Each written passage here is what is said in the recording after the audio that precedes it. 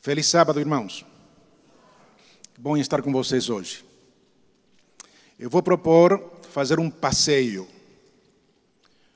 Um passeio através das páginas do último livro da Bíblia, o Apocalipse. Livro escrito lá no finalzinho do primeiro século da era cristã, para encorajar aos cristãos que estavam sendo perseguidos e para afirmá-los na confiança, na segurança de que Deus tinha controle da situação. Vamos abrir nossa Bíblia para iniciarmos esse passeio. Não temos muito tempo para essa viagem. Vamos trabalhar com conteúdos conhecidos, enfatizar outros, para chegarmos à conclusão que a fé é a vitória. Deus já fez sua parte. Vitória em Cristo, o que nos dá segurança nesse grande conflito, o conflito dos séculos. Fé, nossa resposta, a resposta racional do crente perante a revelação de Deus é a vitória. Esse é nosso tema. Vamos iniciar a viagem então no capítulo 1, para definir que coisa é o Apocalipse. No verso 1, o apóstolo João registra que coisa é o Apocalipse. Não é mais nem menos que a revelação de quem? É a revelação de Jesus. Claro que sim. Acerca da pessoa de Cristo e sua revelação. O que se diz de Cristo no Apocalipse. O que ele mesmo comunica ao anjo, embora seja a revelação de Jesus Cristo, tem uma origem. Quem é a origem da revelação? Diz o texto, o qual Deus lhe deu. Queridos irmãos, o Apocalipse é a revelação de Deus, o Pai, ao Filho, em relação ao Filho. E tudo aquilo que foi revelado pelo Pai ao Filho tem como objeto, como propósito, como meta, você e eu, neste grande conflito. Em outras palavras, o que está aqui no Apocalipse é o plano de Deus.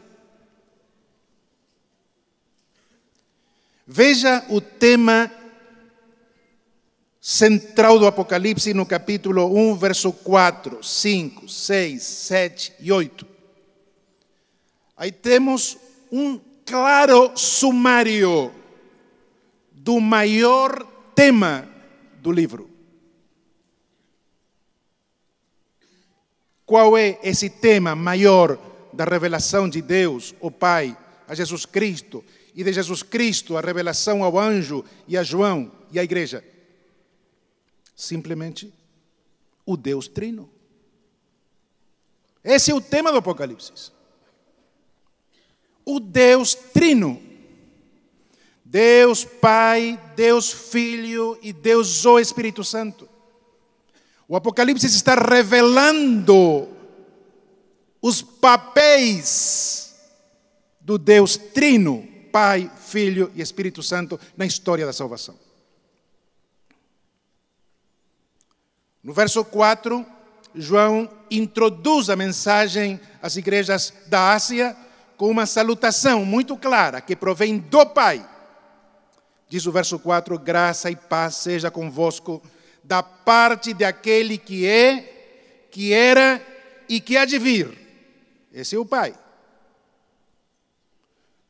No mesmo verso se fala do Espírito.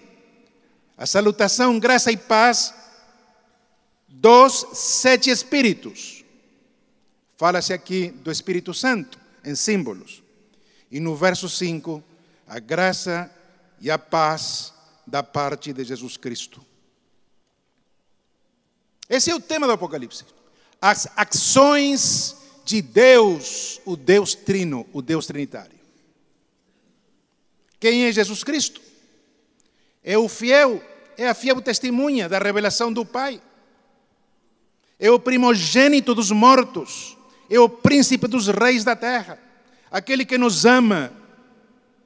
Aquele que nos salvou através de seu sangue. Esse que nos fez reis e sacerdotes para Deus e seu Pai. Esse aqui é aquele que vem nas nuvens, segundo o verso 7. O tema do Apocalipse é o tema do Deus Trino. Das ações de Deus, das atividades de Deus. Em favor de você. É a vitória que Ele já planejou. É a vitória que Ele está executando. É a vitória que pode ser uma realidade em você e em mim. Irmãos, este livro, através de símbolos, ilustra a vitória, o triunfo do povo de Deus. O que diz a igreja? É o livro da vitória. É o livro que mostra com antecipação como termina a história do conflito. E define a natureza desse conflito. Vamos concentrar-nos na segunda parte do livro. A partir do capítulo 12.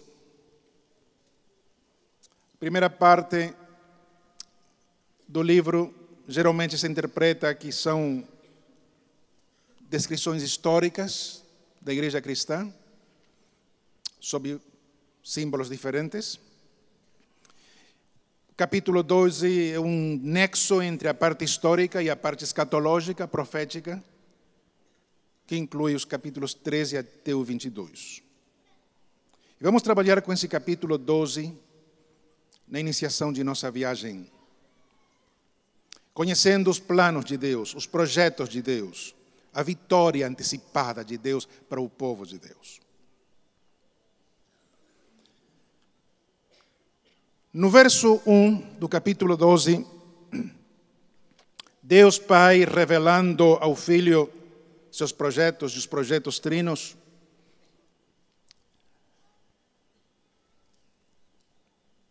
Nesse processo de revelação, João percebe, como diz o verso 1, um grande sinal no céu.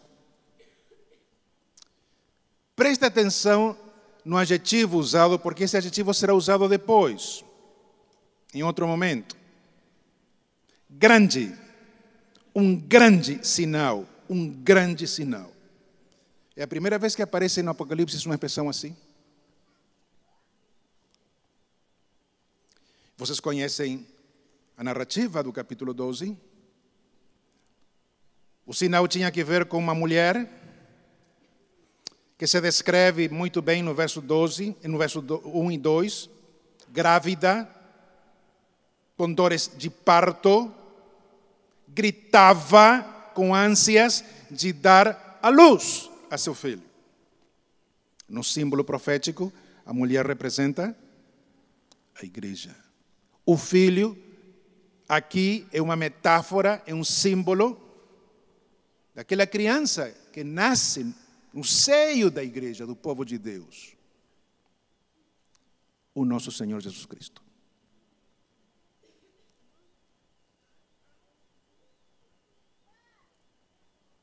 Como parte do sinal, aparece imediatamente no verso 3, na mesma cena, um grande dragão. Grande dragão. Aparece novamente o adjetivo grande. Esse dragão,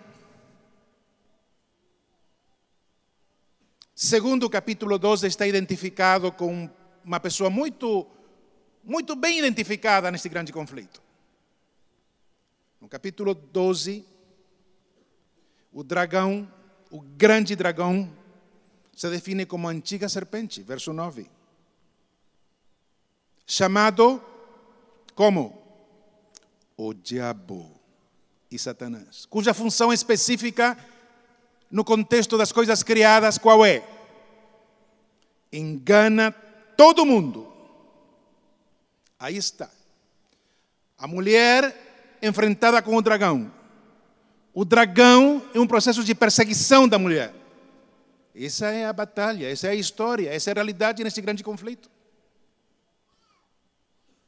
Você e eu estamos participando da realidade da vida. E essa realidade se dá no contexto do grande conflito. O conflito do dragão, o conflito da mulher. A mulher que enfrenta o dragão mais poderosa que ela. Um dragão com propósito definido, engano. Em realidade, o capítulo 12 está apresentando a luta do dragão com um menino, com a criança de origem divina. É esse que se faz carne, esse que se faz homem, esse que participa de nossas próprias características humanas, sendo Deus e sem deixar de ser Deus. É esse menino, o mesmo Deus, enfrentado agora com o dragão. Uma história que se iniciou no céu, continua aqui na terra. E essa história que continua aqui na terra é espetáculo ao universo todo.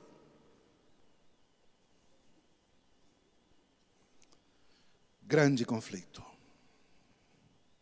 Um conflito que se iniciou no céu, em relação com o Pai, continuou logo com Miguel, segundo o capítulo 12, verso 7. Mas não findou lá. O dragão foi lançado na terra. O dragão perseguiu a mulher que dera à luz ao varão, perseguiu a igreja. Mas houve um momento da história, segundo está profetizado no capítulo 12, que já o dragão não se interessou pela mulher. Se interessou, segundo o verso 17 do capítulo 12, da descendência, de um resto, de um remanescente da mulher. O dragão foi focando sua batalha, seu combate, sua guerra, agora para um resto. Muito bem identificado no verso 17. Os que guardam os mandamentos de Deus e têm o testemunho de Jesus Cristo. Em outras palavras, são aqueles que obedecem à revelação de Deus. Não só aqui estão envolvidos os 10 mandamentos. É toda a revelação de Deus. Esse Deus que se revela no capítulo 1. Em seu projeto de vida. E esse povo é fiel ao testemunho de Jesus Cristo em relação ao plano do Pai. O plano de vitória. O plano que se revela. O plano que se faz conhecido. Um projeto de vida que estava oculto, mas que está sendo revelado. O verso 17 do capítulo 12 é uma síntese, é um antecipo, é um sumário do capítulo 13 e 14 de Apocalipse. A guerra do dragão contra o remanescente do povo de Deus. E nessa guerra, irmãos, o dragão tem aliados, 2 aliados, segundo o capítulo 13. E Deus está revelando com antecipação tudo isso. Porque Ele está no controle da história. Ele já sabe como o dragão vai agir neste contexto de conflito. E Deus revela 2 aliados, um saindo do mar. Capítulo 13, verso 1. Uma besta terrível, que se descreve aqui, segundo o verso 2, com características próprias das bestas de Daniel, capítulo 7. Se menciona aqui o leopardo, besta que tem características gregas em sua ideologia, em sua filosofia, em sua metodologia de trabalho, em seus propósitos, em suas ferramentas, em seu agir neste grande conflito. Uma besta que se parece ao urso tem algo de medos e persas. Uma besta que tem características do leão, que representa a Babilônia, uma besta babilônica. Um sincretismo ideológico, filosófico.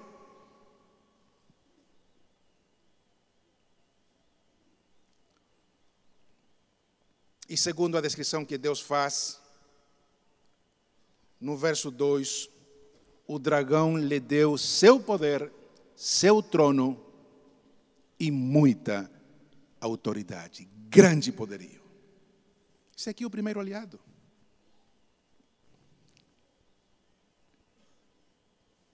Uma besta que representa poderes religiosos. Segundo o que está escrito aqui, foi-lhe permitido fazer guerra aos santos e vencê-los. E nessa guerra que a história reflete depois como brutal e agressiva aos filhos de Deus, é uma guerra de blasfêmias contra Deus, verso 6. Perseguem ao remanescente do povo de Deus, mas finalmente é contra Deus. Esta guerra, este conflito, é um conflito religioso. É um poder que tenta vencer ao Deus Criador. Como diz o profeta, sentar-se em seu trono.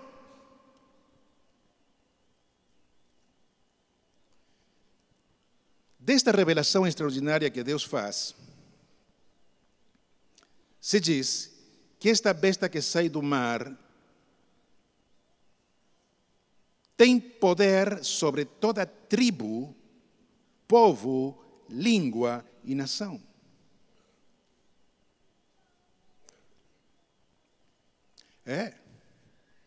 Nós estamos no território do dragão.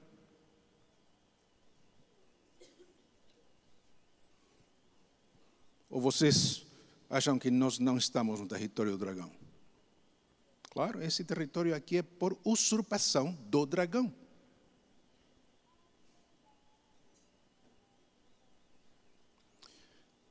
Queridos irmãos, não sei se somos cientes do que a Bíblia nos apresenta. Mas o agir do Senhor e da Senhora, onde esse agir se produz no território do dragão. Você mora no território do dragão. Você vive e desenvolve suas atividades no território do dragão. Esse templo aqui está construído em um território que, por usurpação, pertence ao dragão. Nossos filhos assistem às escolas que estão edificadas em territórios que pertencem a quem? Ao dragão. Por usurpação.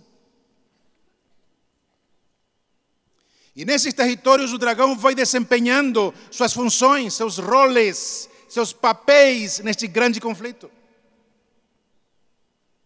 Falando do processo educativo, o dragão tem muito interesse na sementinha que está colocando na mente de nossas crianças, porque isso é parte de sua estratégia, de sua ideologia de trabalho. Assim como Deus está muito interessado nessa semente também. E a sementinha é colocada em nossas escolas, em nossas instituições. que estão em um contexto de luta, de batalha, de guerra.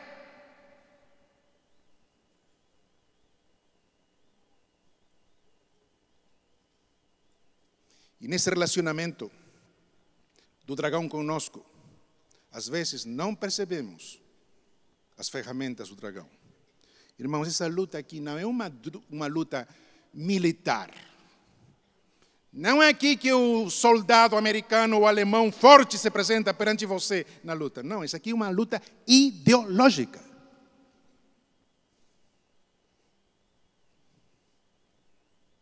As armas nesta luta não são bélicas, militares, ideológicas. Penetram em nossa mente e às vezes não percebemos que nossos sentidos, o que você olha, o que você ouve, o que você toca, o que você gosta, são vias através das quais o dragão penetra em sua mente e aqui coloca a sementinha.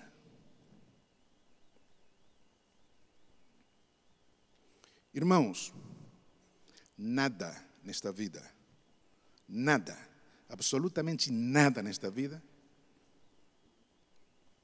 é alheia, estranha ao dragão. Ele usa todos os recursos para o engano. Todos.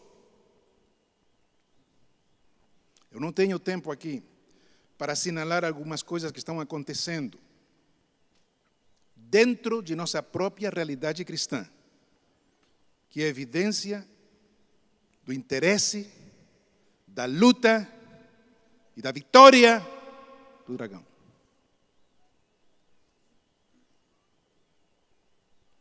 Nós estamos reunidos aqui na casa de Deus. Vocês acham que o dragão não está presente conosco aqui? Ele sabe do que estamos falando. Ele conhece muito bem as profecias. Ele está trabalhando, suas influências chegam até nós aqui. Pode chegar através da música. Ele sabe usar muito bem a música. Ele foi o diretor dos coros celestiais.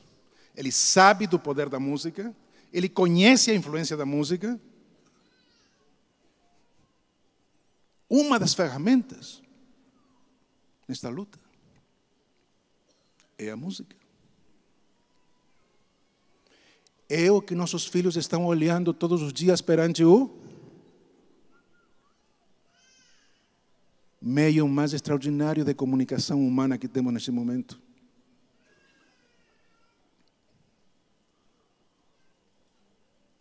Sementes, sementes.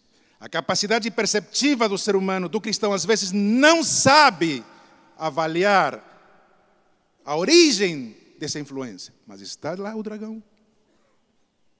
Como também está o poder de Deus agindo nesta grande luta. O grande sinal, diz Apocalipse capítulo 12, é realmente o grande sinal, o grande conflito. E de que se trata esse conflito? Olha de que se trata esse conflito.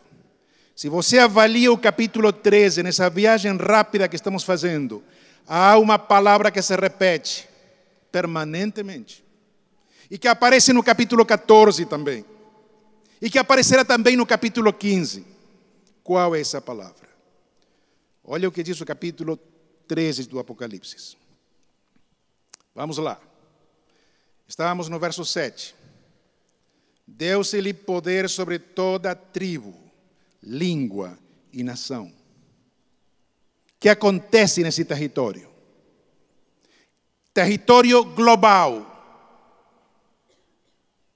O que acontece? Olha o que acontece. Verso 3, última parte. Toda a terra se maravilhou após de quê? Após de quê? A besta, esse primeiro aliado. Toda a terra. O que acontece com os aliados desse primeiro aliado? A besta que sai do mar. Verso 4.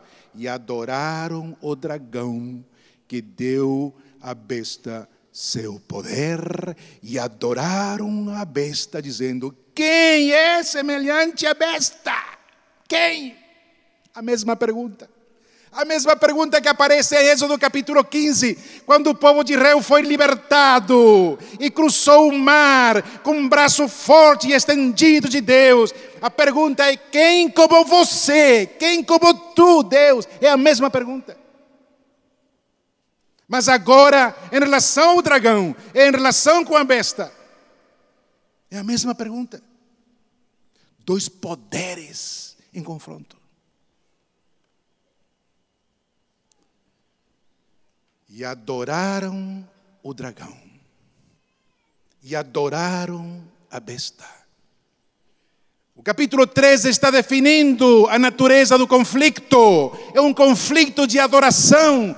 O problema é a quem se adora.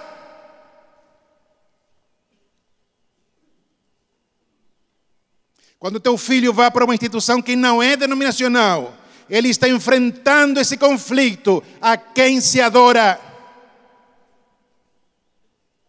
Quando você assiste a um jornal, a questão é: a quem se adora? Quando você olha um vídeo, a questão é: a quem se adora? Quando você vai ao shopping a comprar sua veste, sua roupa, a questão é: a quem se adora? Quando você se assenta à sua mesa para se servir dos alimentos, a questão é: a quem se adora? Tudo nesta vida está relacionado com a pergunta: a quem se adora?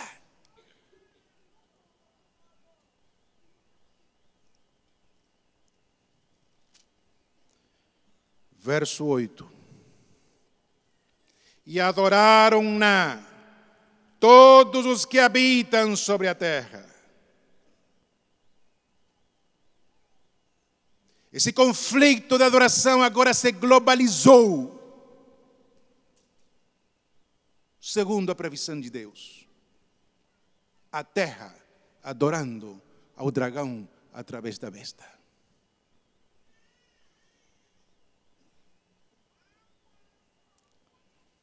Com exceção, diz o verso 8, de aqueles que não estão escritos no livro da vida do Cordeiro. Meus queridos irmãos, estamos em um conflito. Aqui temos o primeiro aliado. O segundo aliado aparece no verso 11. Sai da terra. O segundo aliado é contemporâneo com o primeiro aliado. Diz o verso 12: exerce todo o poder da primeira besta na sua presença e faz que a terra e os que nela habitam adorem a primeira besta. E através da adoração à primeira besta se adore finalmente a quem? Ao dragão. O dragão tem aliados que trabalham para seus propósitos, para que aqueles adorem-o finalmente neste grande conflito.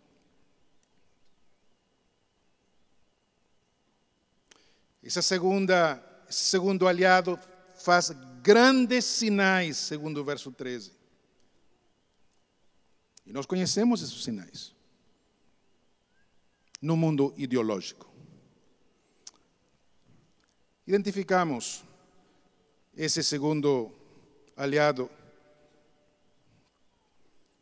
com aquele país que está sendo procurado, agora não tanto, mas antes sim, em todos os consulados dispersos pelo mundo.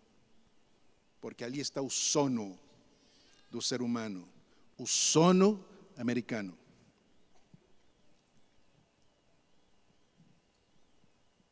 Esse país que controla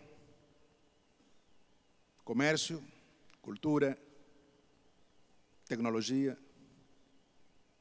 E através destes médios, ele entra no conflito, semeando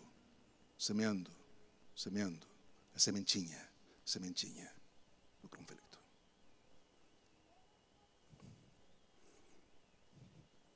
Posso colocar aqui uma referência para que vocês pensem? Pais, quando você liga o televisor, de onde vêm os programas que você olha? De onde vem a maioria dos vídeos, dos filmes? De onde vem? A influência da música, de onde é? Do nosso conservatório aqui, pastor Jader?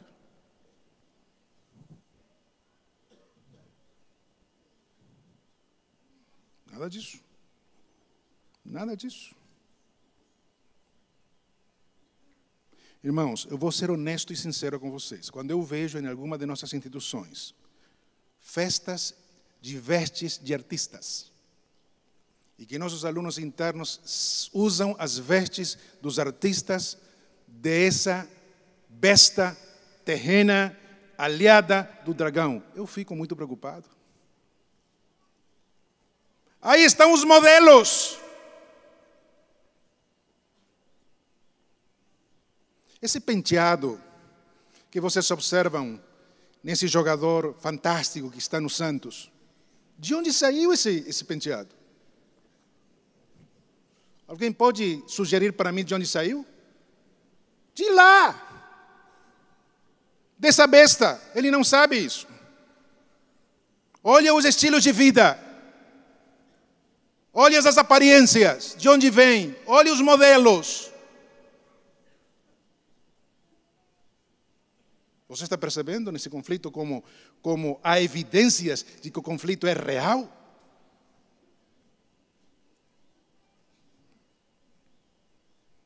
Sinais. Não espere você, por favor, uma bomba atômica desse aliado. Não, nada disso. Mas a bomba atômica está no penteado. Está na forma de vestir. Está o que você vê, escuta, ouça. Verso 15, olha essa segunda besta, olha o aliado. Foi-lhe concedido que desse espírito a imagem da besta, para que também a imagem da besta falasse e fizesse que fossem mortos todos os que não, que coisa? Adorassem a primeira besta. Irmãos queridos, Deus revela com antecipação tudo isso que hoje é realidade e evidência histórica. Como respondem os santos nesse conflito da adoração? Como respondem os santos? Capítulo 14 de Apocalipse. Aí aparece o Cordeiro no verso 1. Aparece o Pai. Aparece o Espírito no verso 13, o Deus Trino agindo em favor dos santos, do povo de Deus neste grande conflito. Os santos, o remanescente, que coisa tem em sua fronte? Segundo o capítulo 14, verso 1. Que coisa está escrita aqui na fronte deles? O nome do Cordeiro e o nome do Pai. O que significa isso? A marca da pertença. Você pertence ao Pai e ao Cordeiro neste conflito. Você não pertence a outro poder que também tem sua marca, segundo o capítulo 13. Você se identifica nesse conflito como aquele que pertence ao outro poder em conflito. O poder que se revela, o poder que se faz conhecido, o poder que mostra como realmente é o caráter de Deus no debate de definir quem é Deus e a quem adorar. Olha esses aqui, que tem o nome do Pai e do Cordeiro na fronte. Esses, segundo o capítulo 14, verso 6, agem, respondem neste conflito com o Evangelho eterno. Diz o verso 6. Proclamam o Evangelho eterno aos que habitam sobre a terra. Eles vão ao território do dragão. Eles estão no território do dragão. Não são dragônicos, pertencem a outra comunidade. Eles vão a toda nação, cada nação, diz o termo grego, cada, não simplesmente toda, cada nação, tribo, língua e povo. Que território é esse? É o território do capítulo 13, verso 7. O território do dragão, sem ser dragônicos. Vão lá e eles dizem a grande voz: temei a Deus. Reverenciai a Deus. Respeitai a Deus. Reconhecei a Deus. O Deus que merece nossa adoração. Não é o dragão. A mensagem dos santos é clara: adorai aquele que fez o céu e a terra, o mar e as fontes das águas. Ele merece nossa adoração.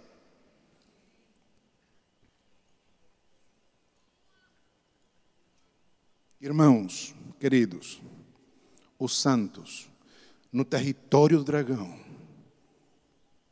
proclamam adoração ao verdadeiro Deus.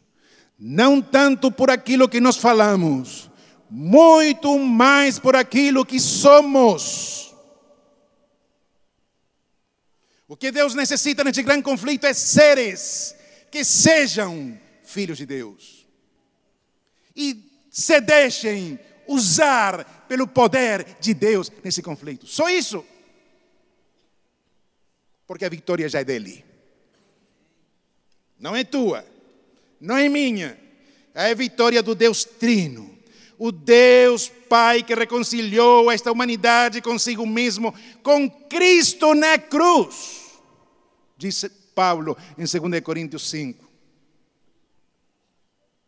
Esse Deus que te reconcilia, esse Deus que te salva, esse Deus que te acompanha, esse Deus que transforma teu estilo de vida, esse Deus que te capacita no grande conflito a ser mais que vencedor.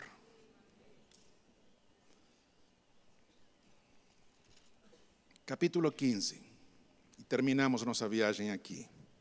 Chegamos ao porto. Como se inicia o capítulo 15? Vi outro grande. E agora temos um adjetivo diferente, não usado até aqui.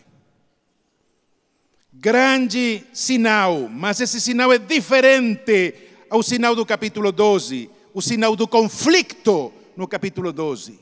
Aqui, o grande ainda tem que ver com o conflito. Mas o fator admirável,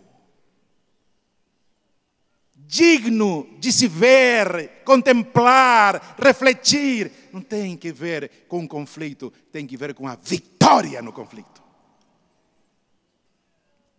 Veja que coisa é vista aqui. Verso 1. Outro sinal grande. Em que está a grandeza desse sinal? Nas 7 últimas pragas, nas quais se completa, em termos absolutos, a ira de Deus. Aqui está o castigo. Aqui está o castigo para o dragão, seus 2 aliados e todos aqueles que o adoram. Castigo que se revela no capítulo 16. As pragas. A primeira praga, segundo o capítulo 16, verso 2, é para os homens que tinham o sinal da besta e que adoravam a sua imagem. A quinta praga, segundo o capítulo 16, verso 10, é para aqueles que blasfemam do Deus do céu. E cai sobre o trono da besta e o seu reino. Deus está agindo. O sinal grande tem que ver com o final do conflito. Deus faz responsável ao dragão. Deus faz responsável aos aliados. Deus age em defesa dos santos. E finalmente, se vocês continuam a leitura, no capítulo 19, verso 20, se observa a besta presa. E com ela o falso profeta, os 2 grandes aliados do capítulo 13, presos, lançados vivos no ardente fogo de lago de fogo e de enxofre, que será consumidor.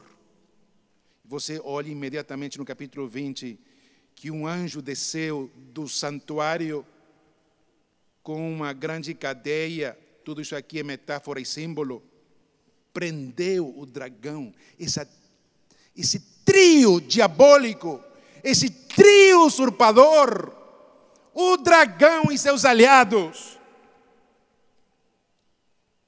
vencidos. Qual é o sinal admirável? Capítulo 15, verso 2. Vi um mar de vidro, misturado com fogo, e também os que seriam vitoriosos, os que saíram vitoriosos da besta, da sua imagem, do seu sinal, do número do seu nome, que estavam juntos ao mar de vidro e tinham as harpas de Deus. Que música é essa? Música de vitória.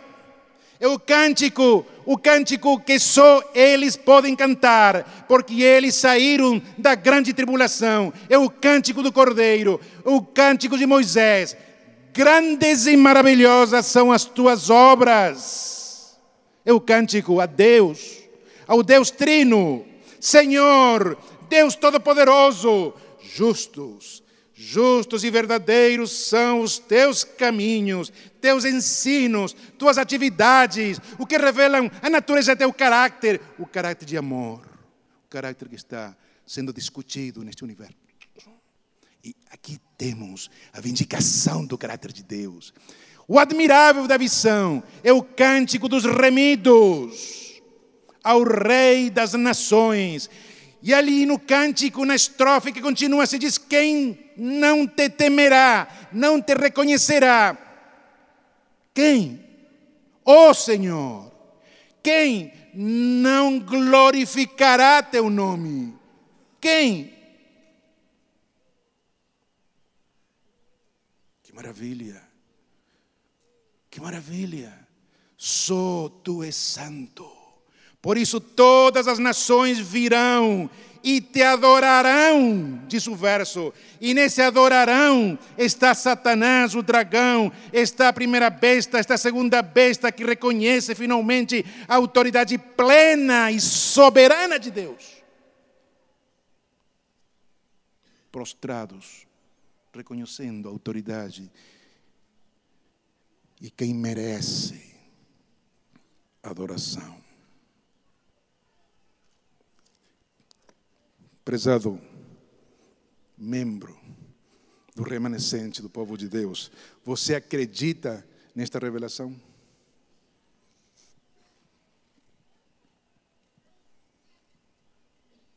Você confia nesta revelação? Você tem fé na vitória antecipada desta revelação? Você vive em relação à vitória antecipada?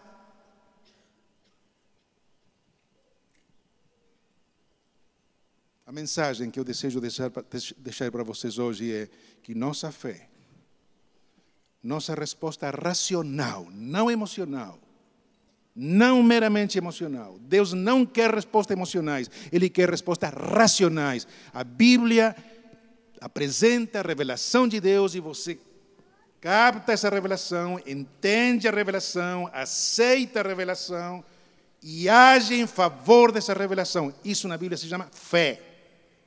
É uma resposta racional. Razão pela qual Deus se revela a seus sentidos, para que você entenda, compreenda o plano de Deus e o aceite. Você acredita que sua fé no plano de Deus já é vitória? Onde estão os homens e mulheres de fé do remanescente? Onde estão? Será que Deus pode ver em nossa expressão, em nossa resposta racional de fé, de que confiamos em sua revelação? Você pode dizer a Deus: olha Deus, aqui estamos perante ti, estamos de pé para confirmar nossa confiança, confiar na garantia de teu projeto, em tua vitória antecipada. Aceita minha reconsagração. Onde estão os homens e mulheres de fé?